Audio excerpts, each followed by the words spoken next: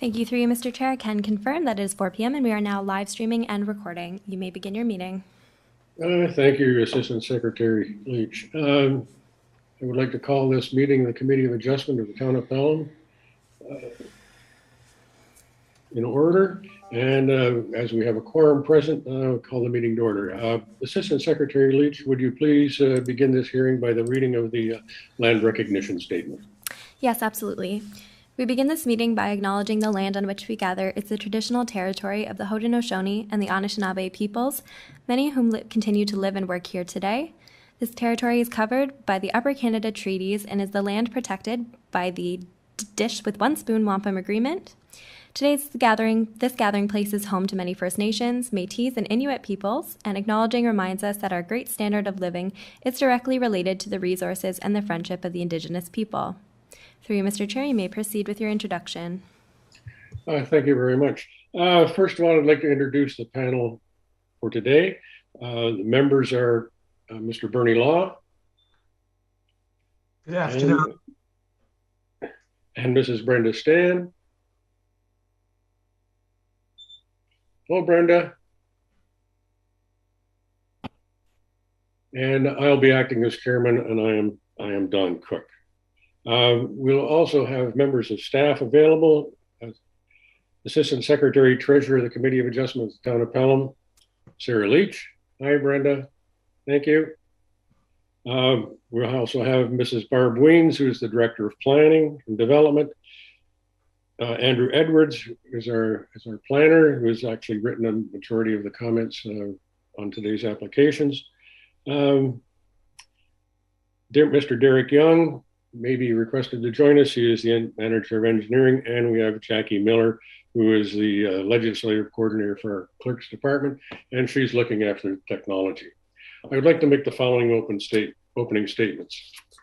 This is an electronic hearing of the Committee of Adjustment of the Town of Pelham. Everyone present and viewing at home via live stream will be given an opportunity to comment on the applications being heard. Please address your comments and questions through the chair. This public meeting has been called to satisfy requirements of the Planning Act and Council bylaws.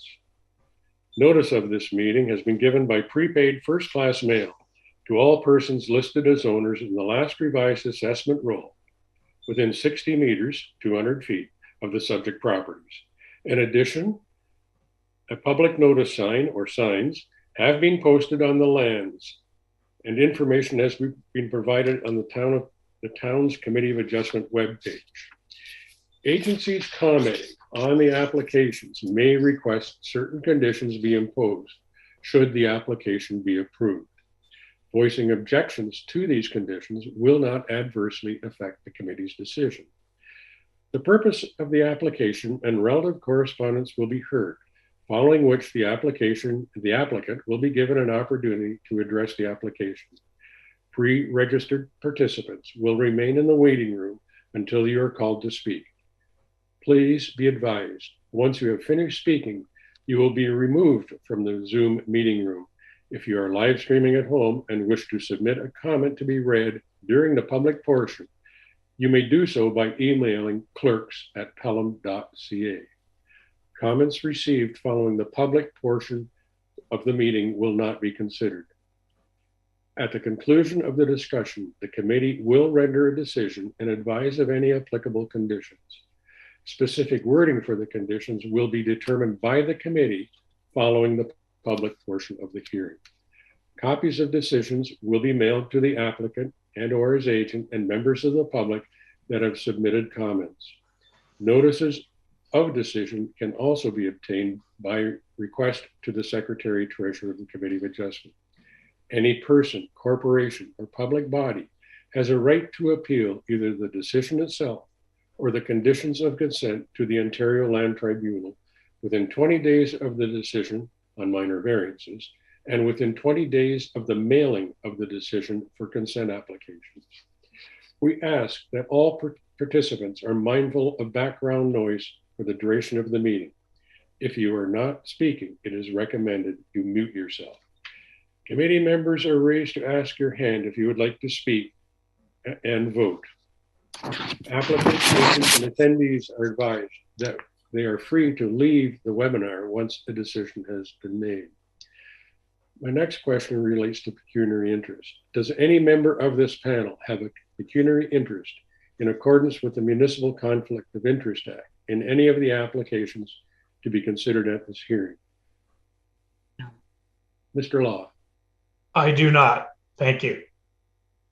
Brenda, Stan, Mrs. Stan. I do not. And neither do I. Don Cook. Mrs. Secretary Treasurer or Assistant Secretary, have there been any requests for withdrawal or adjournment on any of the applications to be heard today? Through Mr. Chair, there has not been. Thank you very much.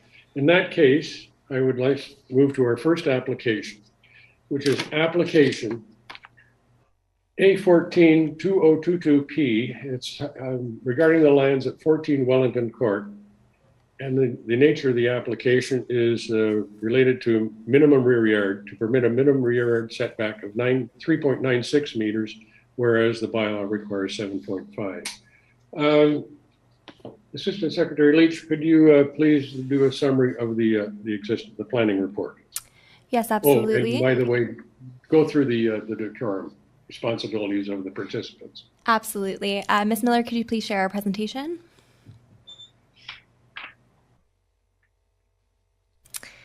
Committee of Adjustment hearing Tuesday, November 1st, 2022. All Town of Pelham in-person Committee of Adjustment hearings have been canceled. Instead, the town is holding all Committee of Adjustment hearings electronically via Zoom. This presentation is based upon the Town of Pelham's Planning Department report and analysis. No decisions have been made prior to this public meeting. All comments received from commenting agencies and the public have been forwarded in full to the Committee of Adjustment members for their consideration. Participants are reminded, please ensure your background is free from offensive or vulgar material. If inappropriate material is visible, you will be removed from the meeting. Vulgar or offensive language will not be tolerated. If inappropriate language is used, you'll be removed from the meeting. Participants will remain in the waiting room until they are called to speak. Once your comments have been heard by the committee, you will be placed back into the waiting room where you may continue viewing the meeting. The Zoom chat is not monitored nor recommended to contact the Clerk's Department. Please contact us via email at clerks@pelham.ca. This email address is being monitored during the meeting. Decorum. The Committee of Adjustment is a formal public hearing requiring decorum. This means that all comments are to be made through the chair. If you have pre-registered to speak, you'll be given an opportunity to address the committee at the public portion of the meeting. If you are live streaming and wish to submit a comment live, please email clerks@pelham.ca. Please note that comments must be received during the public portion of the meeting, otherwise they will not be considered. Disrespectful comments will also not be tolerated. Please note that if decorum is lost, the meeting may be recessed and persons will be asked to leave. Public portion of the meeting. To allow for an efficient meeting, each member of the public will be given the opportunity to speak to the committee during the public portion of the meeting. Please note, after all members of the public have been given the opportunity to speak, the applicant or agent will have the opportunity to address the public comments and concerns at one time. Our first file this evening is A14, 14 Wellington Court. The subject land is located on the west side of Wellington Court, known locally as 14 Wellington Court in the town of Pelham. The minor variance application requests relief from Section 16.3G, minimum rear yard, requesting a minimum 3.96 meter rear yard setback, whereas 7.5 meters is required. To date, the following agency comments have been received. From the Building and Public Works Department, see conditions. 5 public comments were received at the time of writing this report and are summarized below. Opposes the variance, concerned with drainage in the area and associated flooding issues of the swale in the rear yard, concerned with the precedent setting in the area.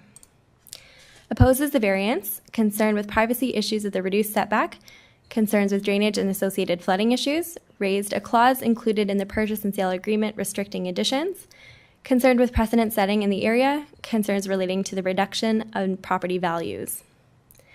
Opposes the variance, concerned with the visual impact on the streetscape, concerns with the reduction of green space, concerns with the increased noise and light pollution, concerns with precedent setting in the area, concerns related to a reduction in property values, concerns that the variance is not minor as it is a reduction of 50%, raised a clause included in the purchase and sale agreement restricting additions. Opposes the variance, concerns with precedent setting in the area, concerns related to the reduction in property values, raised a clause included in the purchase and sale agreement restricting additions. and no objection to the proposal.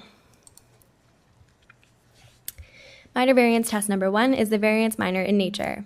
Yes, the reduction is not anticipated to result in any negative impacts on the adjacent uses or substantially remove any of the rear yard amenity area of the lot. The variance does not change the use of the site, nor does it substantially alter the functionality of the amenity space of the parcel. A generous rear and side yard amenity space is maintained.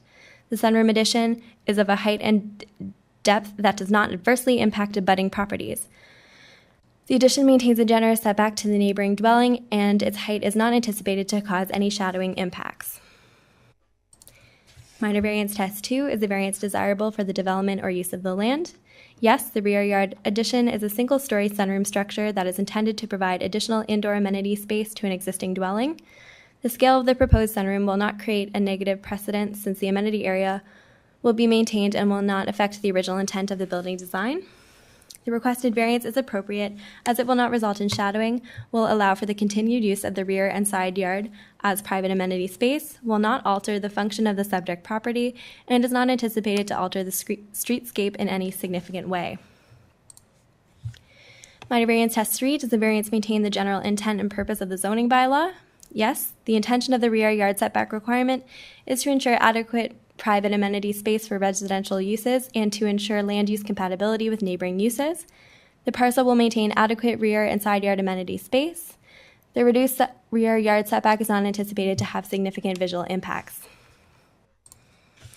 In minor variance test 4, does the variance maintain the general intent and purpose of the official plan?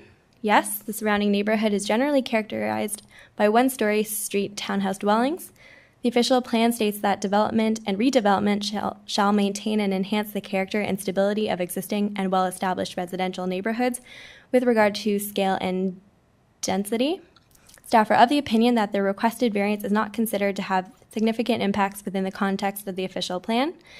The proposed sunroom is compatible with and generally in keeping with the low-density residential character of the neighborhood. I do have a memo that I will read aloud provided by the Planning Department today, being November 1st. To date, a number of public comments have been received with respect to minor variance application A14/2022P, 14 Wellington Court. Through the commenting process, comments were received regarding certain restrictions on the property. Community planning and development staff have now confirmed that there is a restricted covenant registered on title of the subject property. The purpose of this memo is to provide the Committee of Adjustment a description of the restricted covenant registered on title and relevant case law respecting municipal jurisdiction. A restrictive covenant is registered against the title to a property. They generally arise out of an agreement between two private parties at the point of sale of a property and thereafter remain on title for any subsequent owners.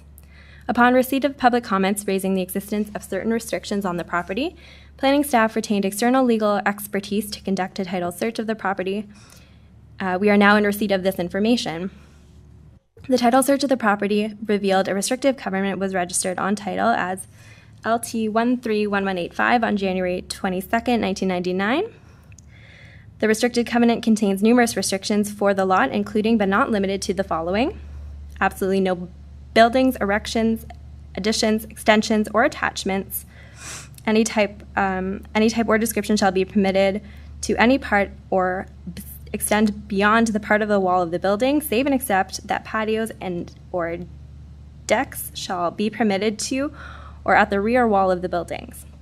The proposed rear yard variance may appear contrary to the restrictive covenant, as it would facilitate a building addition from the rear wall of the dwelling. However, external legal counsel has advised that case law has regularly held that restricted covenants are not a relevant determination of a minor variance. Recent orders issued by the LPAT have held the terms of a restrictive covenant are a question of private contract and title and do not form part of the public planning process, such as the Committee of Adjustment process. Case law supports that a restrictive covenant, or the degree to which a party complies with the restrictions under such a private agreement, does not represent a consideration for any of the four tests outlined in Section 45(1) of the Planning Act that the committee is obligated to consider. The town does not have the authority to enforce the restricted covenant and should not form the basis of a Committee of Adjustment decision. Should a dispute arise with respect to the restricted covenant, it would be considered a civil matter between the parties and not the town. Any relevant parties would need to seek remedy through the courts should they choose to do so. Next slide, please. Planning staff are of the opinion that their proposal makes efficient use of the land, will not result in the overbuilding of the property, will not alter the view, sightlines, or personal enjoyment of the subject property, should not negatively impact the surrounding neighborhood with respect to land use incompatibility, traffic, privacy, and stormwater runoff. In planning staff's opinion, the application is consistent with the PPS and conforms to provincial, regional, and local plans. Planning staff recommend that application number A14/2022P be approved, subject to the following conditions. That the applicant apply for and receive a building permit for the proposed sunroom addition, and that the applicant submit a comprehensive lot grading and drainage plan demonstrating that the drainage neither relies on nor negatively impacts neighboring properties to the satisfaction of the Director of Public Works or designate. If you wish to receive a copy of the Notice of Decision, please contact the Secretary-Treasurer in writing as soon as possible.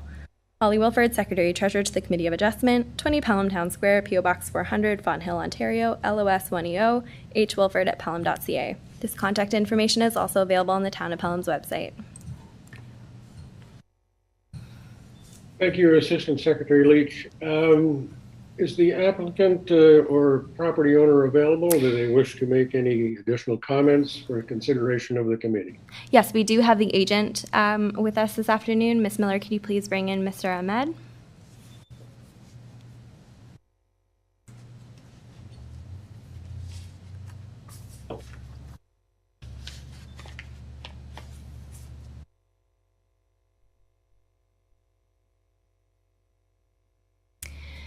Good afternoon, Mr. Ahmed. We see you're in the meeting. Could you please unmute yourself and or turn on your video? Yes, I did. Hi, thank you. Good afternoon, Mr. Chair and committee members. My name is Syed Ahmed. Can we have the video? Your video is not showing up on my screen. Okay. There we are. That's better. Thank you. Okay, thank you. Appreciate. I was at a little glitch, but I'm all good to go now. Yes, I listened to the whole application. As I said, there is nothing much to add on. I appreciate Sarah Leach explained everything very well. And as in our application about this minor variance, hopefully that can be approved tonight. And as far as the further condition of that, we'll definitely follow up on that. Thank you. Thank you very much. So you basically agree with the contents of the planning report. Yes. Assistant Secretary Leach, do we have any representatives, pre-registered representatives that wish to speak to this application? Through you, Mr. Chair, we do not have any pre-registered speakers. I will just check the email address before we proceed.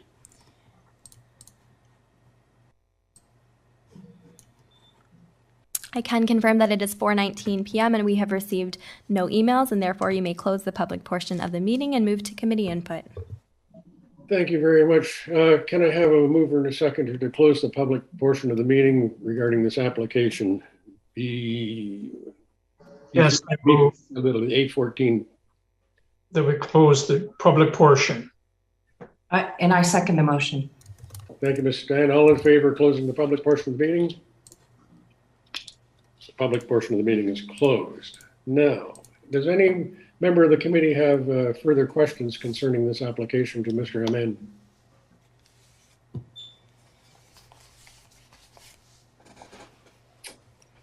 Okay, Mr. Law. Through the chair, yesterday I made a personal observation of the backyards through the field next door where they're growing soybeans.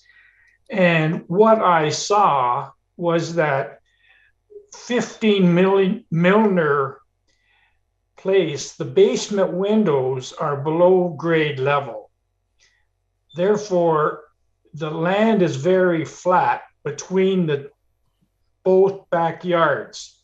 And I can see that if we're going to get additional rainwater off of this roof, this extra rainwater is going to cause additional problems as I could not find a swale.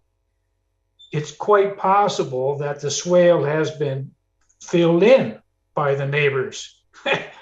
And by doing that, they've lost the ability to move the water.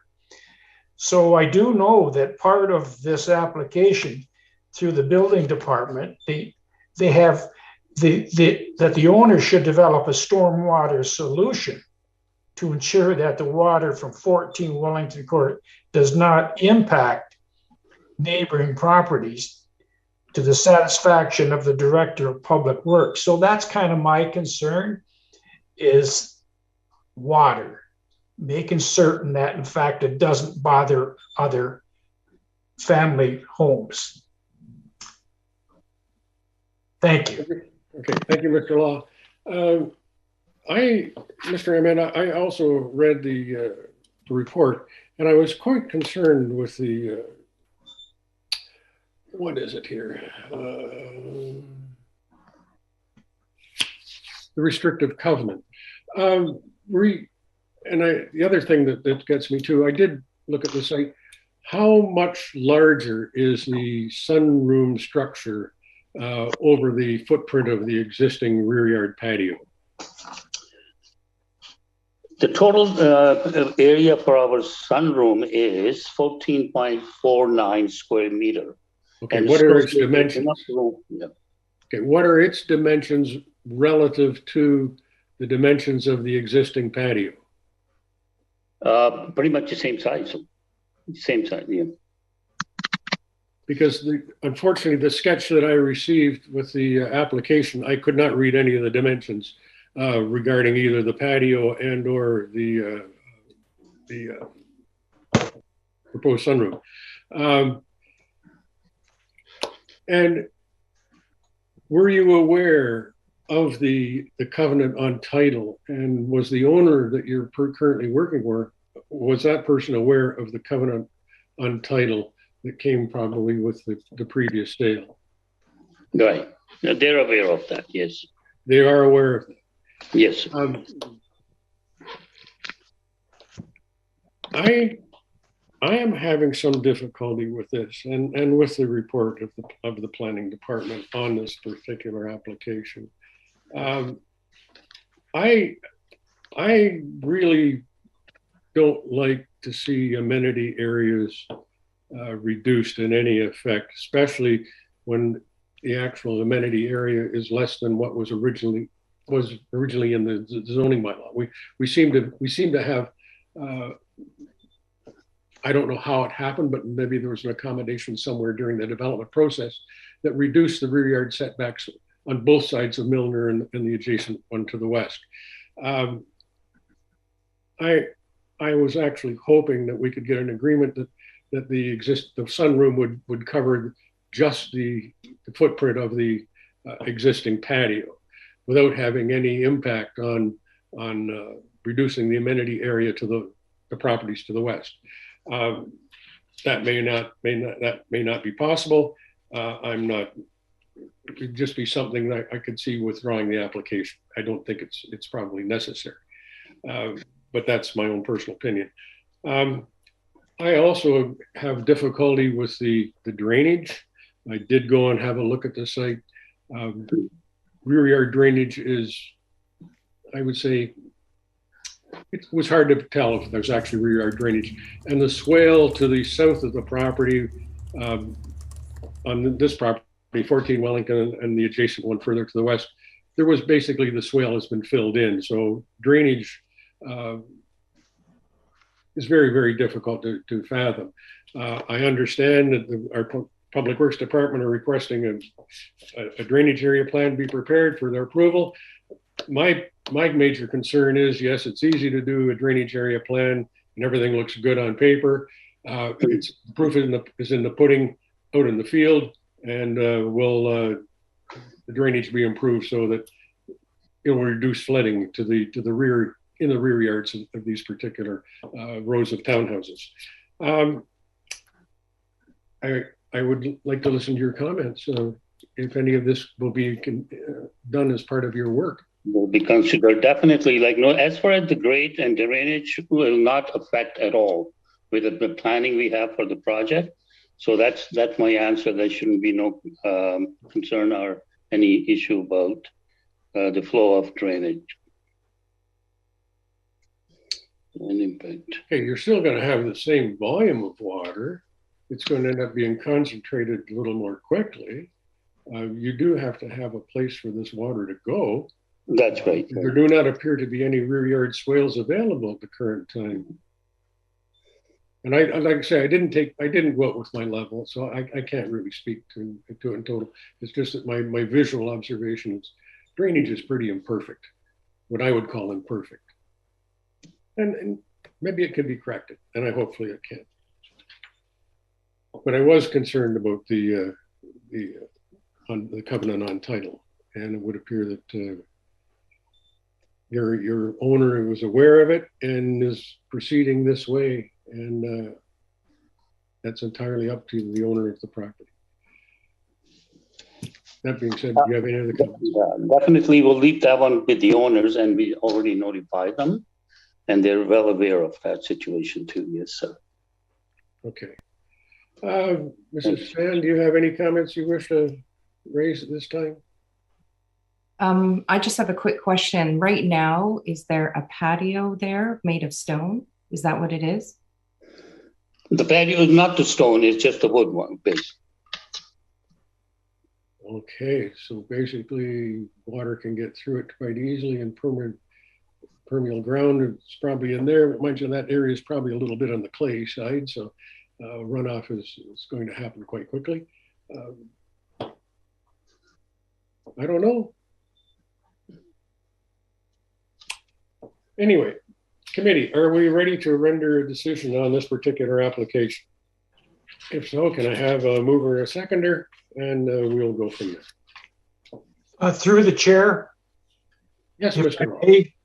Ross. One of the letters from a Mr. Lestraco said, or he's asking if there is an increased problem with the water damage, who will be responsible for improving the water drainage so that they don't incur damage in the future?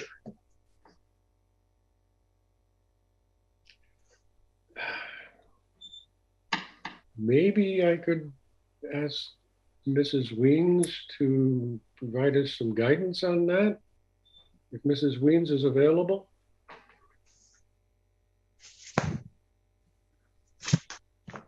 Thank you, Mr. Chair.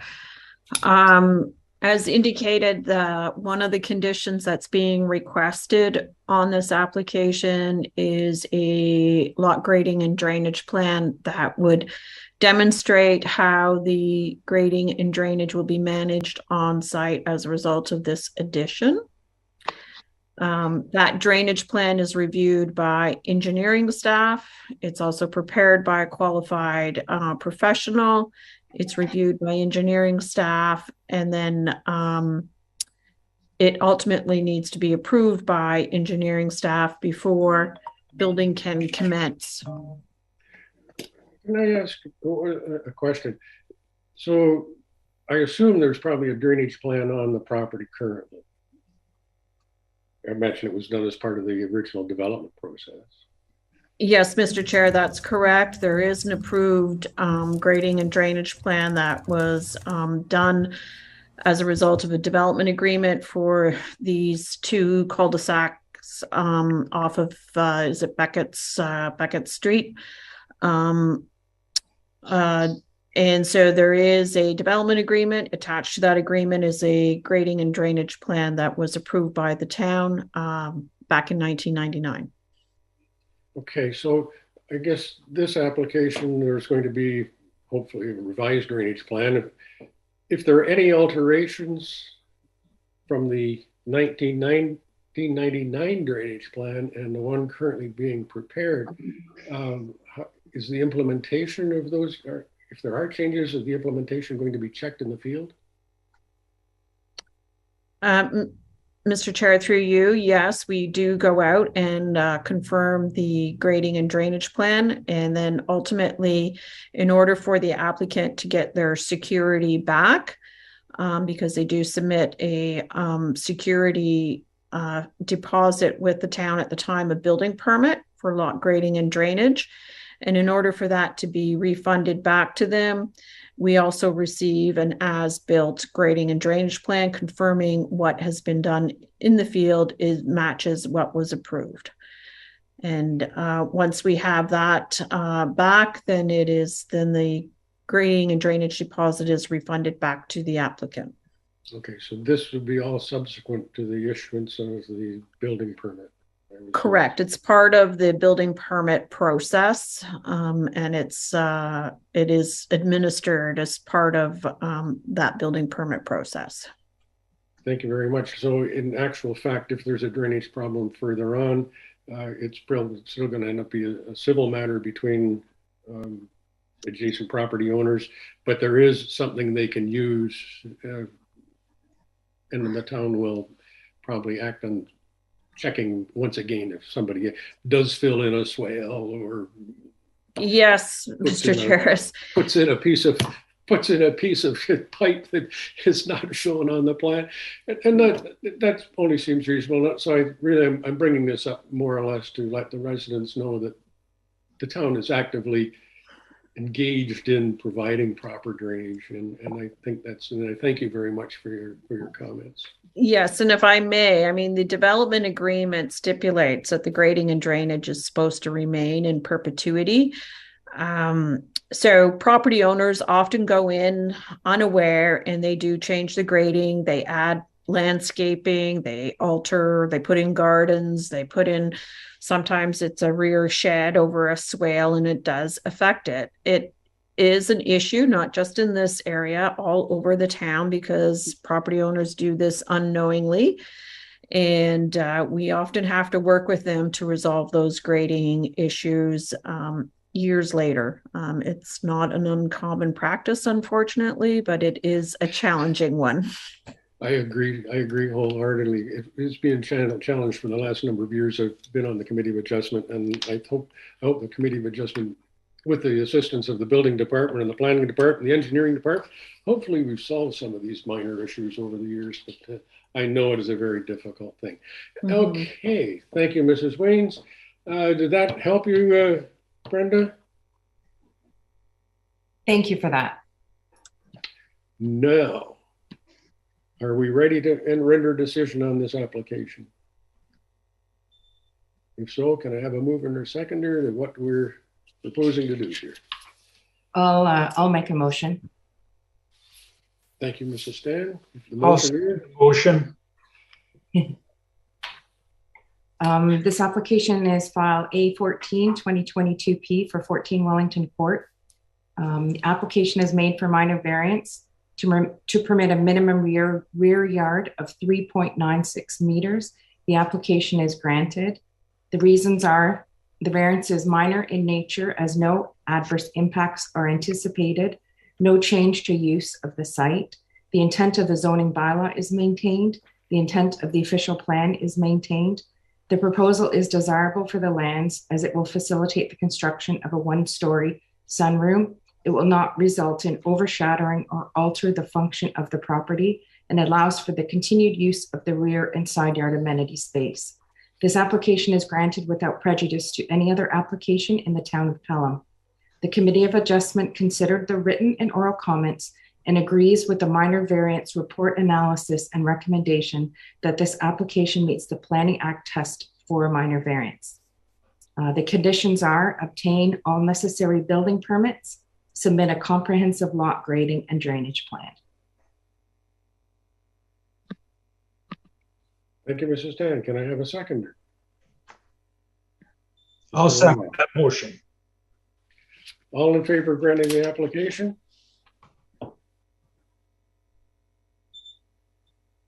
Mrs. Stan, how do you vote?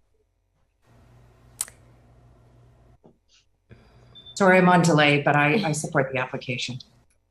I'm unfortunately, I don't feel that I can support this application. I think the drainage is a very big issue, and I also disagree with the oversizing of the patio and the reduction in the rear yard amenity area and possible effect on the property owner to the west from a visual standpoint. So anyway, the motion is carried. The application A14 to 2022P relative to 14 Wellington Street, reduction rear yard setback is approved. It's granted. Thank you very much. All right, thank you. Appreciate it. Okay. Committee, this is a question. The next applications are for the same piece of property. You have applications for variances. The applications for variances are hang on a second here. I got to get my paper all sorted out. Through you, Mr. Chair, the next applications we will hear this evening are B11 and B12 for 1053 Pelham Street. B11 and B12 because if we grant the applications, then we'll then consider the variances. Correct. So, at this particular time, could you please, Assistant Secretary Leach, give us the rundown on the applications B11 and B12? Yes, absolutely. Ms. Miller, could you please share our screen? Applications for consent file B11 2022P and B12 2022P 1053 Pelham Street, parts 3 and 2. The subject parcel is a parcel of land along Pelham Street lying south of Homestead Boulevard in the town of Pelham. Applications are made for consent to partial discharge of mortgage and consent to convey 607.6 square meters of land being part 3 and 606.05 square meters of land being part 2 for future residential purposes, being a single detached dwelling. Part 1 is to be retained for continued residential use. The existing single detached dwelling is to be retained. To date, the following comments have been received from the Building Division. Part 1 requires a building permit for the proposed demolition or movement of the accessory structure. Parts 2 and 3 require building permits for the proposed buildings. Public Works Department. See conditions associated with the consent applications. Please be advised that no side yard walkways that impede side yard swales shall be permitted. Any future severance for Part 1 entrance is permitted only on Pelham Street. Street trees shall be planted in accordance with the town's tree management policy S802-01. Niagara Region Planning and Development. Regional staff offer no objection to the application, subject to the conditions outlined within the consent applications. 2 public comments have been received and are summarized as follows. Opposed to severing the adjacent land into 2 smaller lots for the purpose of construction of new homes. This will add congestion to the traffic in this area, especially on Homestead Drive. We also object to the removal of the trees. Adding more houses in a small area will not enhance this immediate area aesthetically. We're also opposed to changing the lot sizes for this purpose.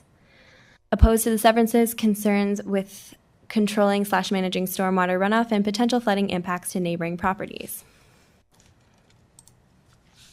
Planning staff is of the opinion that the proposed consents are consistent with the PPS and conforms to provincial, regional, and local plans.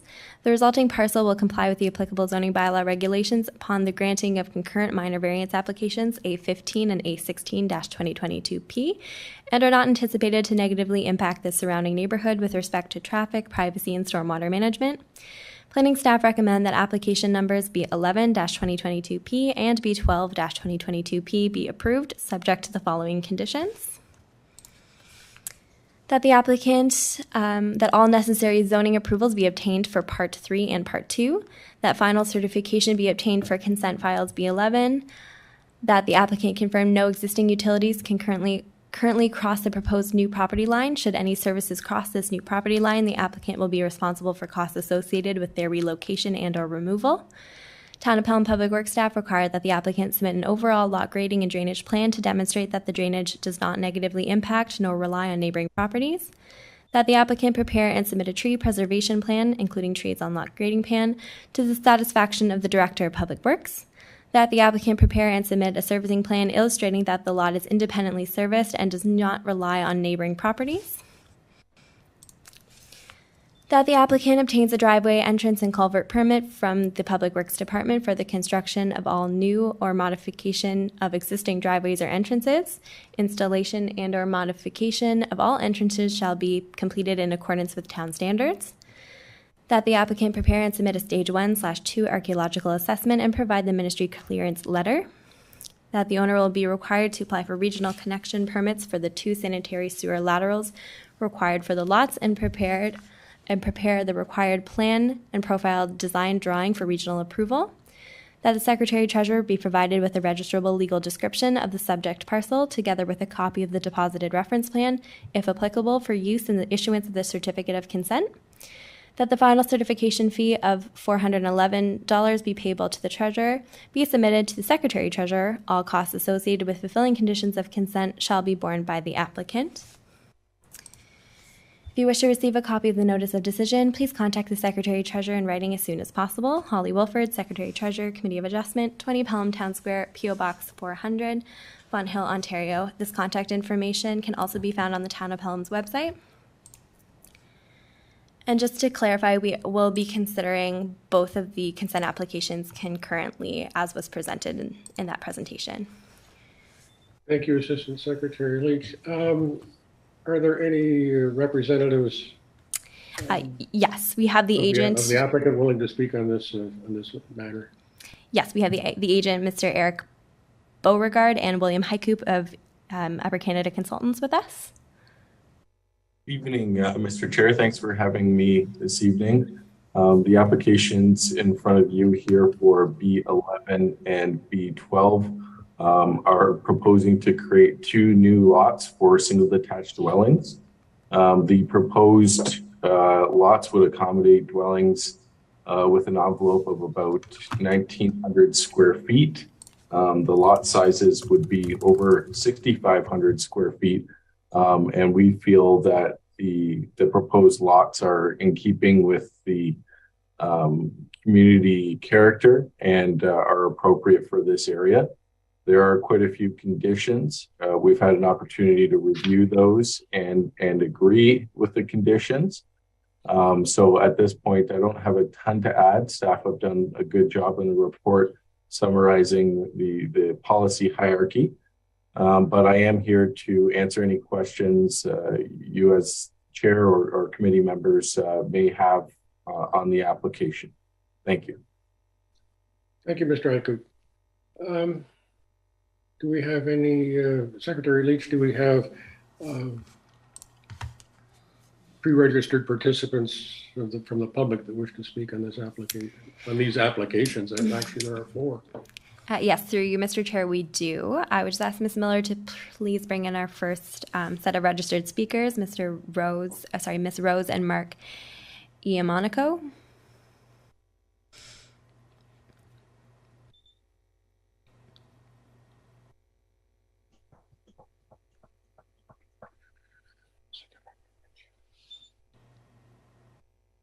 Good afternoon, Rose and Mark. We see you're in the meeting. If you may proceed. Hi there. Hi. Thank you for joining we object for the same reasons provided by Dave and Jan Winger and Kevin Lewis. Okay. I don't think we're speaking. They will be the speaking. Speaker's not working. Can you give us kind of an idea what your concerns are relative to these applications? I do believe they're mute now. Mr. Mark and Rose, you are muted. Okay. Hello there. Oh, Hello. Welcome to our meeting, Mr. Mosia. I do believe they're having trouble hearing us.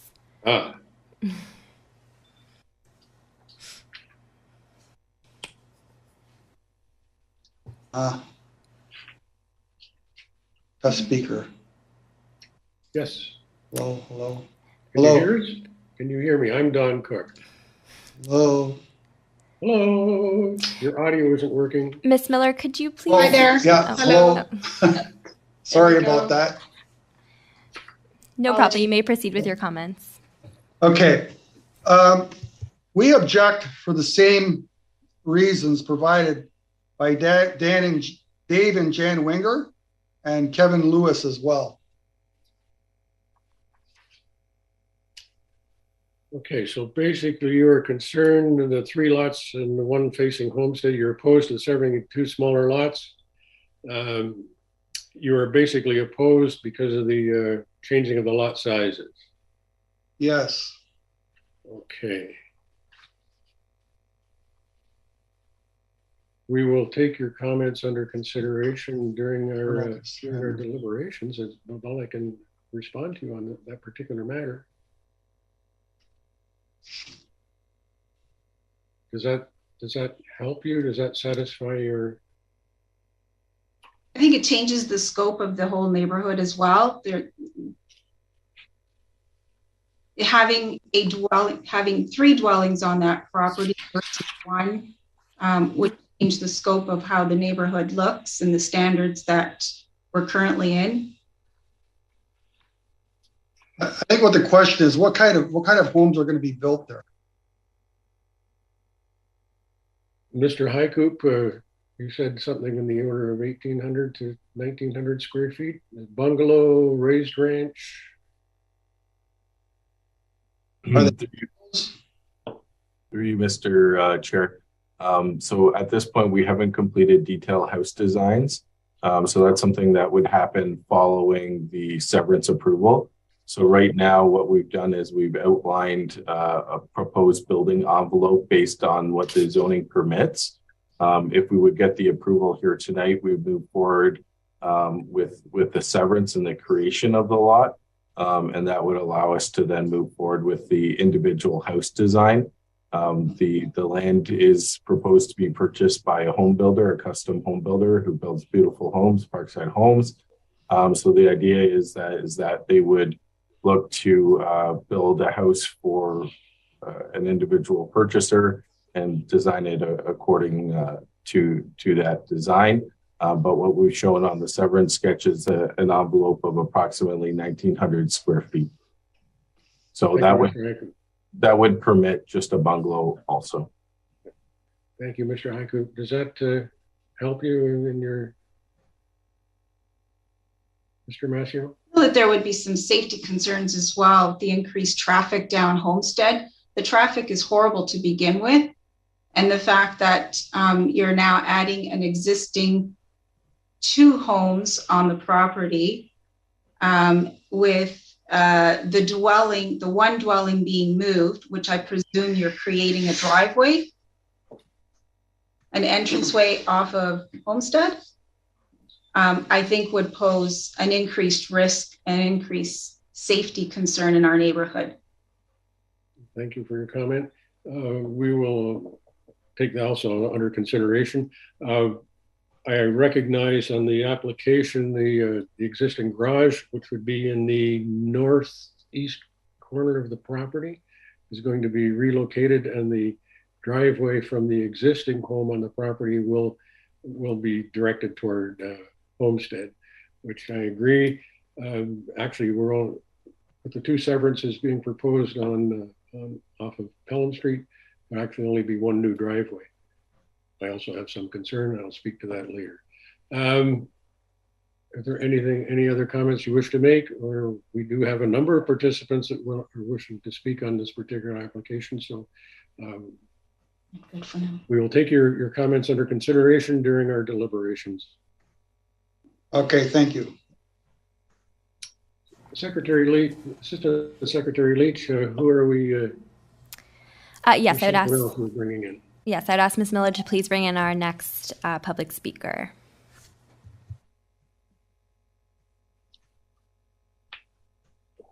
Excuse me.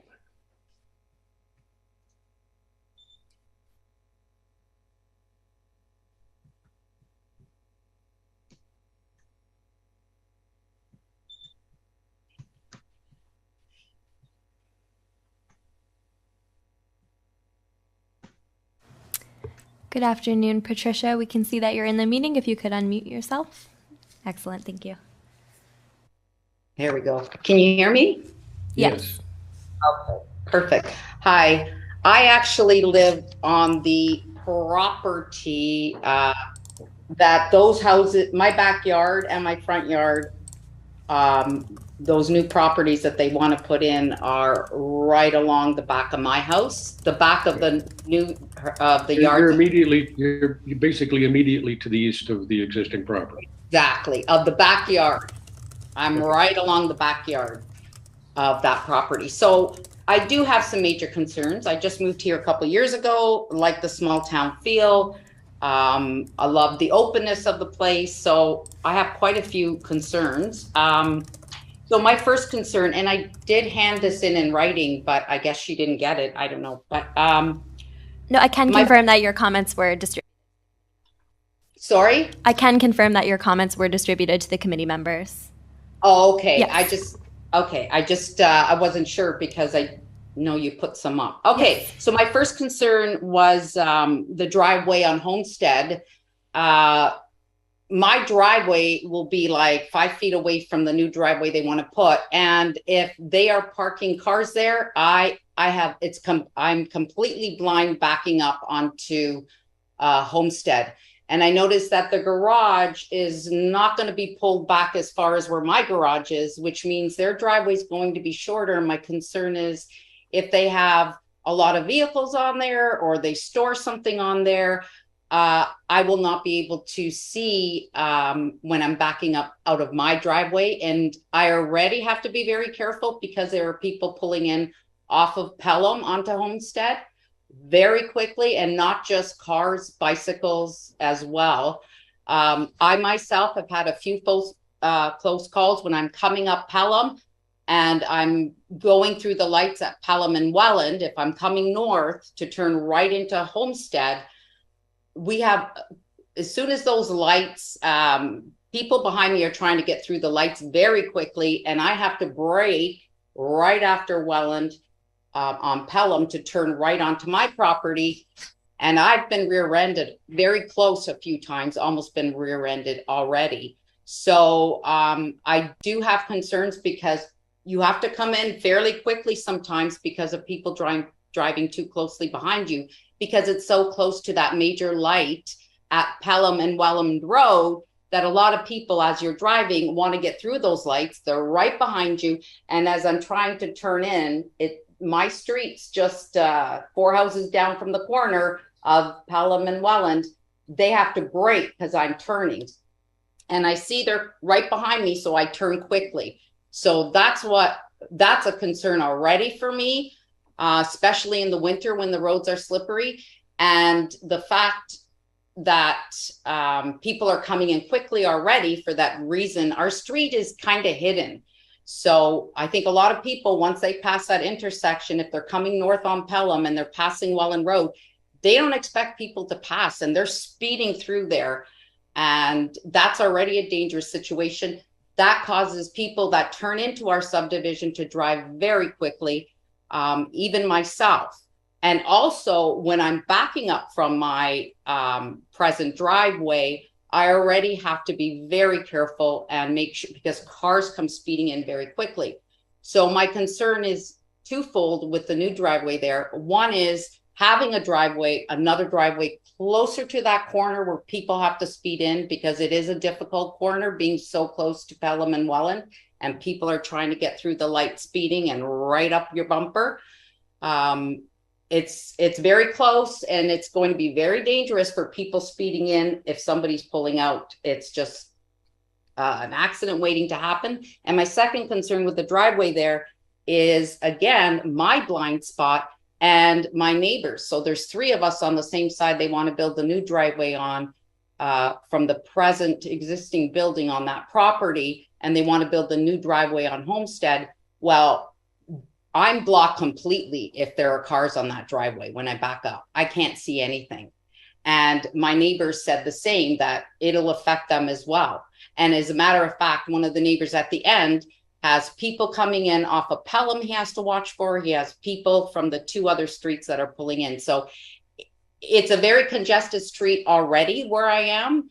The fact that we're close to that major light at Pelham and Welland, and people are racing through there trying to get through the light, and residents that live in this community are trying to turn into on their street and have to come in quickly is a major concern already. I also have another concern with the fact that in our subdivision, they're building a whole new subdivision adjacent to ours, or adding onto it at the other end. And currently we only have 2 ways to actually come in or out of this subdivision, which we've already noticed an increase of traffic and also speeding. So again, I'm thinking this is just going to be a greater concern if we add another driveway there. And first and foremost, I have a total blind spot if that driveway is full of cars. And I'm going to back up, and you can inch up a little at a time, but if there's a car coming quickly around that corner, I'm in trouble as well, and I'll get into an accident. But I just don't agree with putting another driveway there with the amount of traffic we'll be having in this community, especially with the new subdivision being built in already and lack of entrances for the community already. So that's my major first concern. There is also a median there in the road as you turn in. So as people are turning in, and there are all kinds of young kids that come from the subdivision, they go to the Circle K, and it happened this summer, and they're riding their bikes back in very quickly. Well, if these kids are turning in off of Pelham onto Homestead very quickly, and you know how young kids are, they're out having fun and talking, and there's a median in the middle of the street on Homestead. If I can't see them and there's a median there, and it'll be worse if they put another driveway closer to Pelham, which is the one they are proposing to put in. There's nowhere for these bikes, even if they want to move out of the way, if somebody backing out of their driveway, they can't. There's a median there.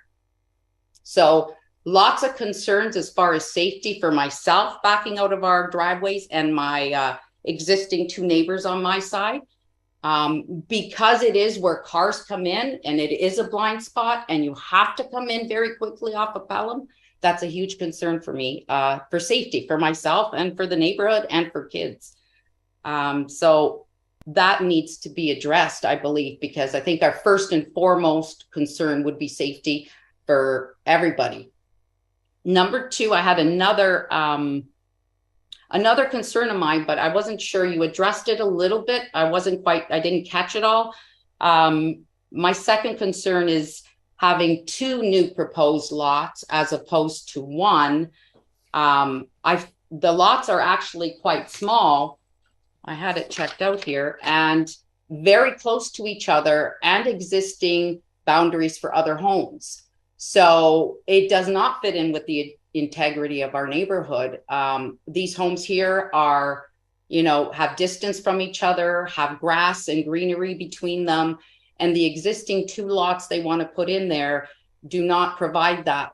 They're within 3 feet. They have 3 feet on each side of the houses, which isn't it's not in accordance with what we have in our subdivision now. So it does not fit the landscape that we have presently, what they are proposing to build. So I just wanted to mention that, because the homes that are in the existing area do have a much wider green space, a much larger boundary from their home to their boundaries on each side of the house, the back and the front. So those homes do not fit into the existing landscape. And I also am concerned that, and I wasn't sure, did the planners, the people, are they proposing, a big concern of mine was the fact that all we got was the outline of the proposed building. I have a hard time understanding or trying to agree with or disagree with putting those houses in there when we weren't told what type of housing. Are we talking bungalows? Are we talking 3-story homes? I'm aware now that the new bylaws have passed homes up to almost 4 stories if you include the roof. So if they want to put these 2 homes on these 2 lots that are a lot smaller, those homes there are much smaller. When you're talking square footage, is he talking 3 stories of the square footage? Because they were only like, I had it written down here, which is much smaller than what we have now. I know they're looking at homes that are 32 by 60 wide, the home. So if you're looking 32 wide and there's 3 feet on each side, it's a 40-foot lot. And you're only 3 feet on each side from the edge of your lot, which is not in coherence with what we have in the existing houses in our community. And the other issue I have is when he said the homes are going to be 1,900 square feet. How is that possible? The house is only, what is it? 30, they're going to be 32 feet wide by 60 long. My concern is, are they going to be bungalows? Because I'm in a bungalow that's almost 1,900 square feet, but my lot and my perimeter of my house is much larger than what they have said theirs will be. And so I'm thinking, are they building up then? Because the perimeter of their lot is quite small. What are they going to build up? And I know the next concern is, I know they can go up to 3 stories and a roof. And if those houses are close together, just separated by 3 feet from each other, 3 feet from the existing neighbor, there's going to be a wall there if they're building these 4-story homes, including a roof. And that doesn't fit our landscape in our community as well. So a couple of questions, and maybe the Mr. I can't remember his name, the developer can address some of my concerns. The consultant for the developer, Mr. Haiku, Yes. we will give him an opportunity to respond to your comments. I would like you to proceed with the, you've dealt with the traffic, you've dealt with the kind of the integrity of the neighborhood. We've talked about the plans for the existing houses. I noticed the 4th point is flooding and water runoff. Yes, and because of what I just recently spoke about, I am concerned about privacy, because down my side, I now will have 3 homes looking down on me. So that's a huge issue. Does it interfere with my privacy? Absolutely, especially if they are higher than 1-story homes. Sight lines, if we get into these tall buildings, absolutely. They will cut into my sight lines if they do talk about building up, because of the footprint being so small. I'm assuming the only thing they can do to build a 1,900 square foot home is build up. And my property value is going to go right down, because my street, these are all new homes behind me. They're all new homes. So privacy, sight lines, property value, all those are concerns as well.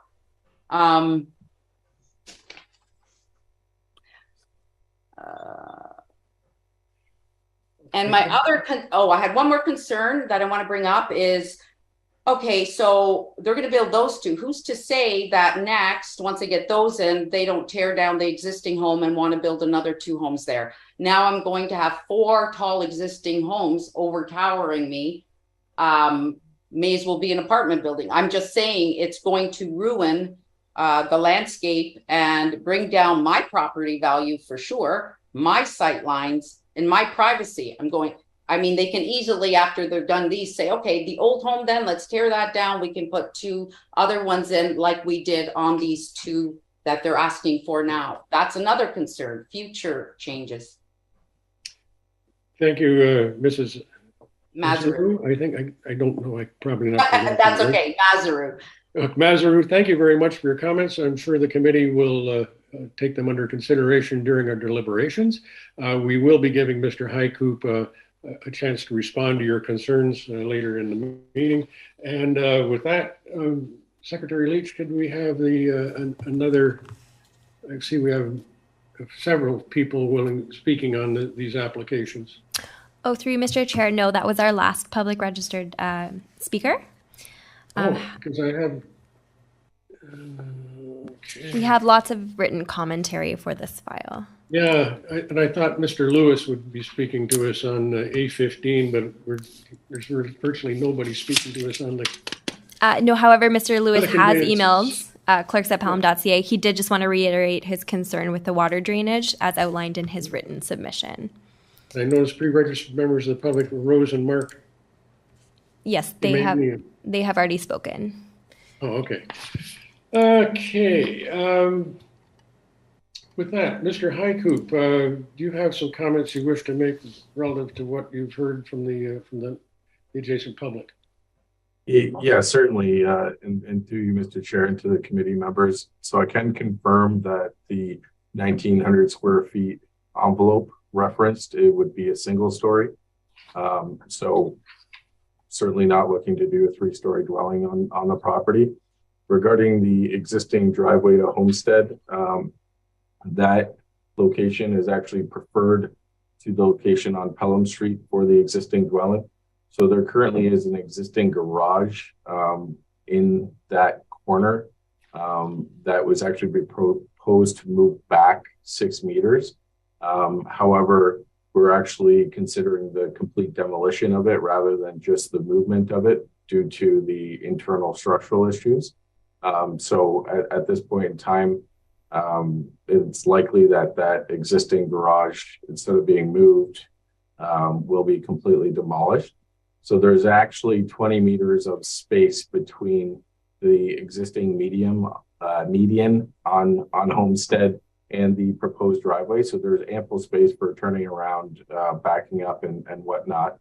In regards to traffic, the Public Works Department has reviewed this.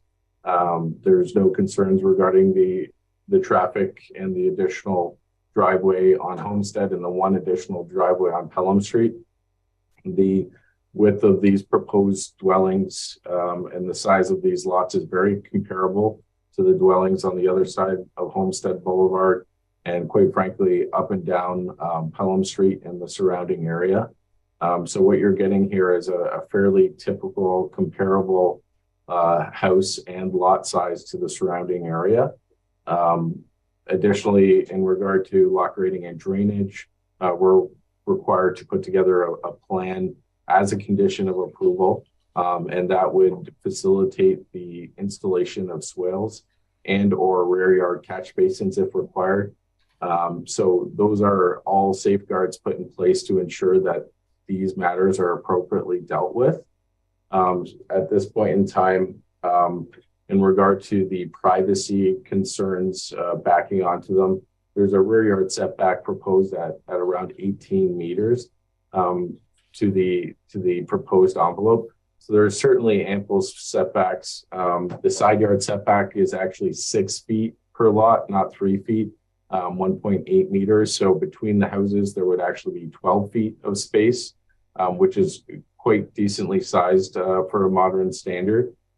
So I feel that all of these issues that have been brought up are not an issue. And if we're not able to address, like, say, lot grading at this point in time, that's why we have conditions of approval. And so we will be required to do those lot grading and drainage plans. So I also see Lou Biaggi, the owner, he's turned on his camera. I just want to open it up to him if he wanted to chime in also. Thank you. On my screen, it says I'm William Highcoop, but I'm Lou Biaggi. So I just want to confirm that in the report, there was a statement saying that the driveway for the existing home on Pelham would have to come off of Pelham. So we're not planning to have a driveway on Homestead. And we'd be willing to accept that as a condition if the driveway can be accommodated off of Pelham. So there should not be if that happens, there shouldn't be a problem or a concern about backing out to Homestead. And as William said, these homes should be bungalows, and you can check our website. We do very high quality work, only custom built for people. So they would definitely be in conformance with the newer homes in the area, especially on Homestead. Thank you very much. With that, Secretary Leach, I guess we're to the point where we could close the public portion of the meeting. That is correct, Mr. Chair. Let me just check to see if we received any additional emails. Through you, Mr. Chair, Mr. Lewis, if you just provide me a moment, I just want to converse with Mr. Lewis. He may have additional comments. Just one moment.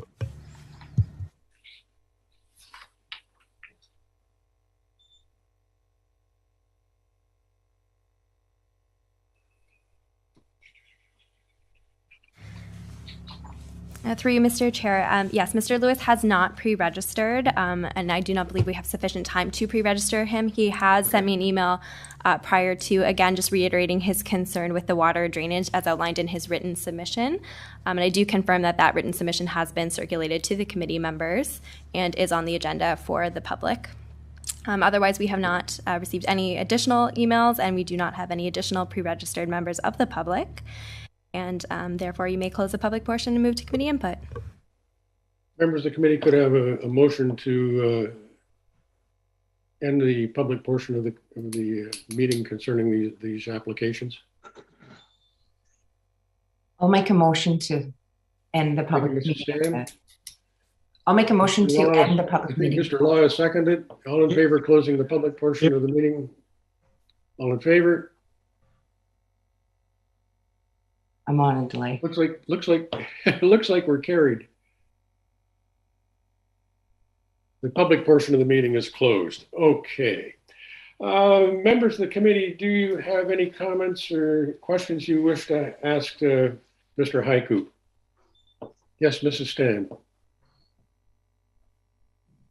So it's my understanding in terms of the driveway access that that's a condition of approval of the consent. The condition for the consent, there are two, basically we're going to be creating two new lots. And the condition is that the owners are going to have to apply to the town to receive a driveway and probably a culvert permit or something of that nature. But the driveways will require approval of the town. Now, does that help you, Brenda? Yes, that's great. Thank you. Mr. Law, do you have any comments or any questions you wish to ask? Yes, through the chair.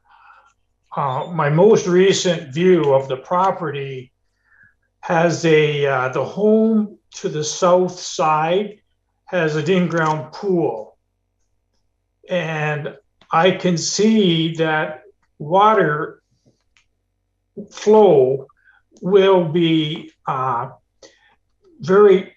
will increase considerably, and I don't want to see water flowing from this new lot onto this swimming pool right next to the fence. And it's not very high out of the ground. The swimming pool is it's right on ground level. So I can see for sure that a few inches of rain is going to cause a problem if we don't have proper drainage. And I do know that the town is asking for a stormwater solution, and I'm sure you could run the water to the front or to the back, but we want to make certain that in fact there's some kind of a wall between the house lot and the swimming pool lot next door to the south. Does that sound like a reasonable request? Mr. Haiku, I'm calling on your expertise in this particular regard. Yes, no problem, Mr. Chair. Through you to the committee member. Yeah, so in this instance, we have a drainage pattern that moves from the north and from the west to the southeast. So I'm quite familiar with the neighboring properties. We were involved in the lot grading and drainage plan for that in the past. We will be needing to install what's called a rear yard catch basin that drains these rear yard swales and takes the water out to the storm sewer on Homestead Boulevard. So that was a similar type of solution that was previously approved. So that would be a way where any of the increased runoff from the addition of the houses to the property that difference in the runoff coefficient would result in us needing to collect that water and convey it to a proper stormwater outlet. So that's the intent of what this condition of approval allows for.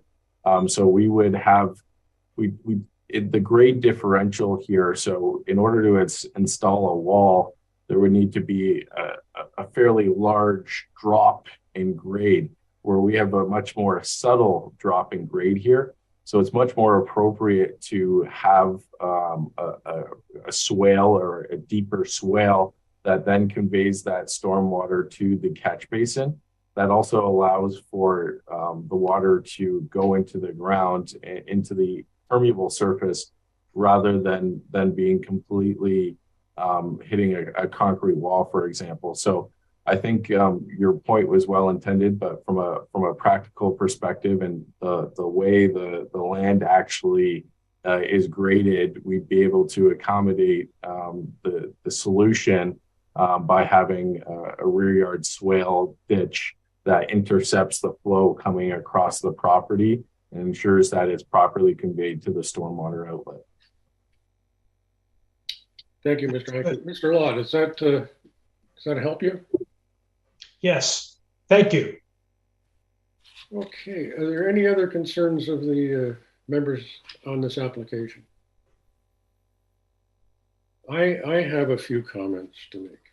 First of all, the existing garage on the remnant parcel, the proposed garage to be moved, I would suggest that as a minimum, it be located at least 10 meters from the northerly property line. Could I comment on that? So this is the remnant parcel where the existing house is. Okay. Yeah, we're planning to demolish that garage. It won't be there. Okay. Will there be a garage put back?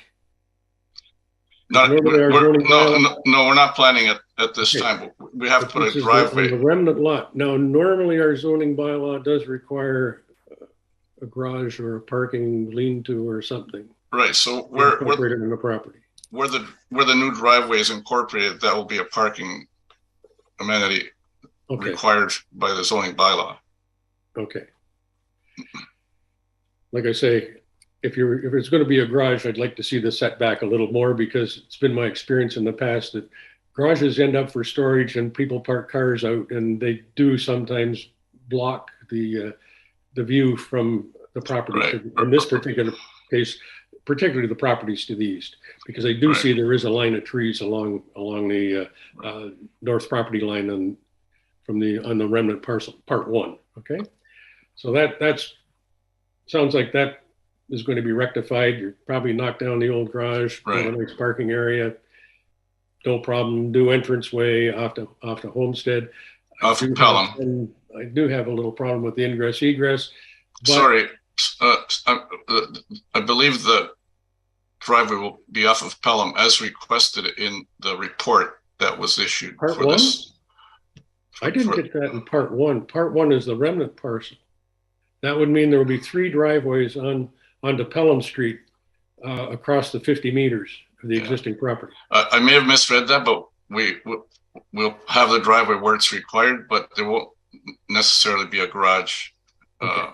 Yeah, because I'm looking at the sketch that I've got in front of me currently, and part 1 is the remnant parcel that has the existing house on it and the existing garage. Okay, so I'm dealing. That's part 1. Okay. And the comments from the lady that came and talked about the traffic problem. Her problem was basically on Homestead, visibility, triangle, line of trees. I can see there's an increased risk with that ingress egress with the existing trees along the line on the north property line on the remnant parcel. So that can probably be addressed as part of your development. Yeah, we're willing to work with the neighbors and whatever's required to improve the sight lines. If we have to remove a tree, plant another tree in its place, and whatever's required, we'll work. We're very customer oriented, so we'll work with the customers and with the people to create whatever is required to satisfy the neighborhood. Okay, now One of my bigger issues is the points of ingress egress from the proposed lots, that would be parts 2 and 3, to Pelham Street. They're in close proximity to a major intersection. And not only that, Pelham Street is an arterial road. It has a high volume of traffic. Traffic in Pelham does not follow the speed limits all that well. You're in close proximity to a major intersection at Quaker Road and Pelham Street. And also, it's going to become a relatively very busy street, Homestead Boulevard. And I don't really know the entire development plan for what was formerly Lot 177, if there's going to be an additional point of ingress egress from the interior lands in Lot 177 to Pelham Street and or Line Avenue. Right now, I only see one point of ingress egress from this overall subdivision, Lot 177, one street entrance on Line Avenue and one street entrance onto Pelham Street. In my experience, it has been the intention of normally where an arterial road is impacted by driveways, we don't like them. They shouldn't, basically, we've been told we should be trying to consolidate driveways, not add new driveways, particularly residential driveways. There is an increased risk. I'm also looking at the front yard setback on the proposed part 2 and part 3, the conveyances, 7.75 meters. Would that, and the width of 13.715 meters of the property, is that sufficient? Is there sufficient room in that front yard to actually provide a turnaround so that the new owner on either one of those lots can enter Pelham Street pointing forward, not having to back out onto Pelham Street? That is, as far as I can see, I would prefer in this particular case to have one conveyance. In other words, the frontages of the severance would be in the order of 26, or it could even be somewhere in the order of 25 and add a little bit more width to the remnant parcel, which is part 1. I'm looking at this as the 2 lots to me is a risk factor to whoever buys the lots and to the driving public on Pelham Street. I also am concerned, Mr. Lewis's comments relative to the problems of the existing drainage in the area. Lot 177 in the town of Pelham, with Lot 177, the former township of Thorold, has always had the drainage problems, and I don't want to see them exacerbated because of your development. There appear to be a number of drainage issues in this general area of Homestead and Pelham Street. With all of that being said, I recognize one of the things the planning or the engineering department said, there's not a whole lot of room between these 2 homes, and access to the rear yards may be difficult at some point in the future. I'm a firm believer that side yard setback should not be 6 feet. They should be closer to 10, but that's my own personal belief. I guess the bylaw has been around for a long time, and we're not contesting that at the moment. For the reasons that I have, I don't believe that the conveyances being proposed are similar to those in the lot sizes are not similar to what's in the general area. I don't feel that, I'm sorry, I cannot support the applications B11 and B12 in their present configuration. And I will not be voting in favor of that. Mr. Highcoop, sir, you can have whatever, but my own feeling is that the severances are not compatible with the existing neighborhood. And from that, I cannot support the granting of the variances, the severances, which means I can't support the granting of the variances either. That being said, do you wish to make further comment? Yeah, all due respect, Mr. Chair, the existing dwellings on the opposite side of Homestead Boulevard are approximately 14 meters wide. We're proposing 13.71, which is about a foot in difference. So they're very comparable. The existing zoning parameters were exceeding the existing requirements, and except for the two proposed minor variances for lot area and lot frontage. So I feel like there is very comparable type of houses and type of lots within the area, not only on Homestead and within the Lot 77 area, but also along Pelham Street. You noted a concern about the proposed driveways on Pelham Street. There's an existing driveway closer to the Quaker and Pelham Street intersection already. So this driveway would be further away from that. Secondly, the Public Works Department has reviewed those driveway locations and has noted no concerns with that. They did indicate a possible concern with the corner lot, just due to its distance. So that's why they've requested it to be off a homestead. All due respect, but I disagree with your position based on the information provided. I feel like this is appropriate for the area and does represent good planning within the town of Pelham and within the province of Ontario. I think this is exactly what should be done here. And you see examples of, let's say, off Braden Way, you see examples of street townhouse dwellings and bigger, more intensive forms of development.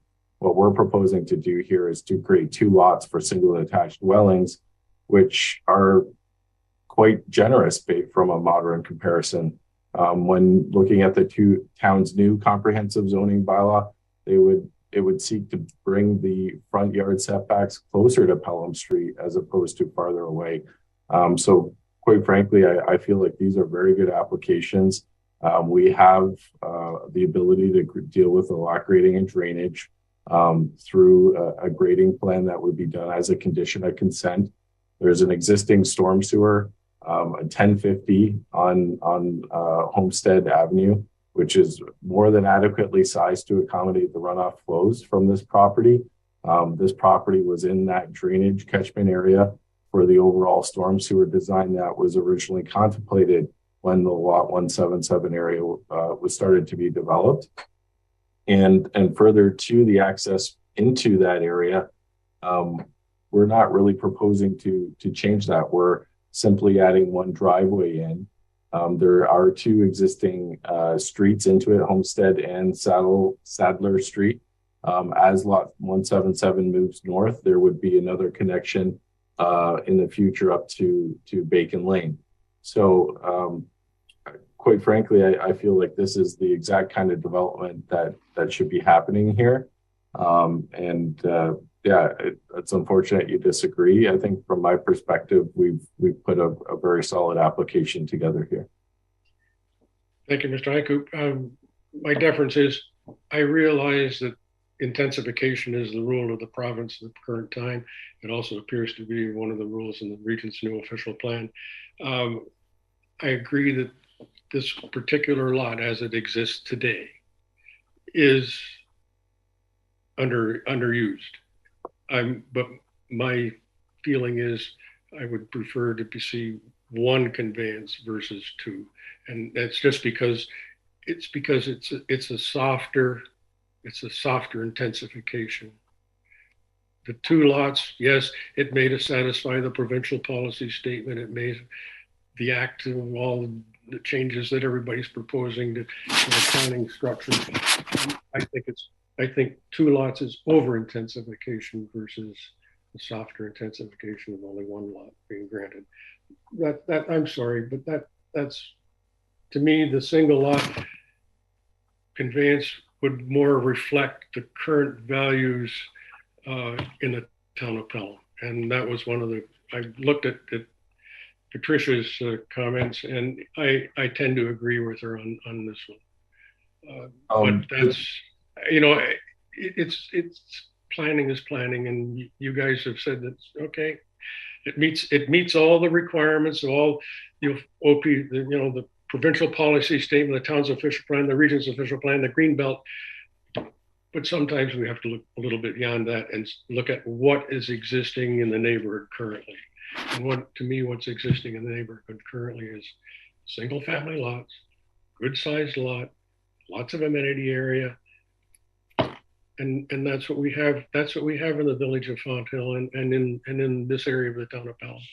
And I really don't want to see that change overly when it doesn't need to be. Okay. And that's where I'm at. And I'm sorry, I still cannot support the conveyance. That's fair enough, Mr. Chair, but I think I disagree with a couple of your comments about the vision of the town of Pelham. We comply with the official plan document, which outlines the vision for the town.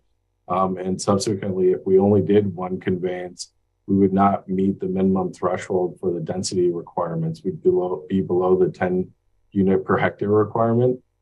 So there's a dire need within the province, within the town and the region to provide housing.